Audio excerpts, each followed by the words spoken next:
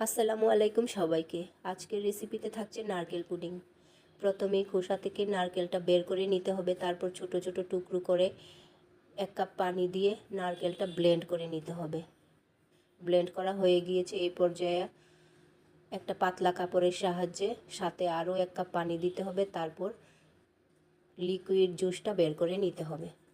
একদম চেপে চেপে বের করতে হবে। তারপর এটা রান্না করার জন্য আরেকটা পাত্রে ঢেলে দিতে হবে। 1/2 কাপ চিনি দিতে হবে। 4 চা চামচ কর্নফ্লাওয়ার দিয়ে নেড়ে চেড়ে রান্না করতে হবে।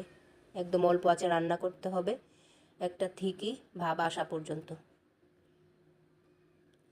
হয়ে গিয়েছে। এই পর্যায়ে অন্য একটা বাটিতে সাথে সাথেই ঢেলে দিতে হবে। তারপর ফ্রিজে রেখে দিতে হবে 3 থেকে 4 ঘন্টার জন্য। হয়ে গিয়েছে মজাদার ইয়াম্মি কোকোনাট পুডিং। এত অল্প সময়ে এরকম মজাদার একটা পুডিং তৈরি করা যায়, তাও আবার এই গরমে।